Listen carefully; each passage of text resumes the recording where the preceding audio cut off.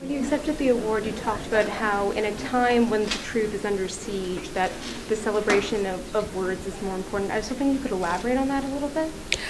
Yeah, just that, I mean, we're living in pretty fraught times now, and just stories of the marginalized are, it's extremely important to get those out there and for us to be reading them and trying to imagine ourselves into other skins and not closing ourselves down.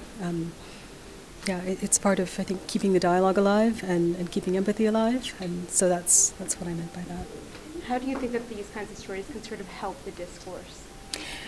I think it's really hard to get outside of ourselves. Like, I really think that just in terms of, I mean, we get so caught up in our own existences and in our own worlds, and to be able to read a story about, in this case, an 11-year-old field slave in the 1830s, and to see the ways in which, you know, your lives sort of mirror his, or that you see features of yourself in him, or at least that you can, you know, feel bad for him and feel sympathy for him. Like, that is huge, and we need more of these, you know, these acts of empathy, and that's what reading does. I'll spend the prize money on we have household debt, so there's that, you know, I've got an older father who needs a bit of help, so that's great, and also time to write. This is huge. I just had a young journalist come up and say that, you know, she felt that it was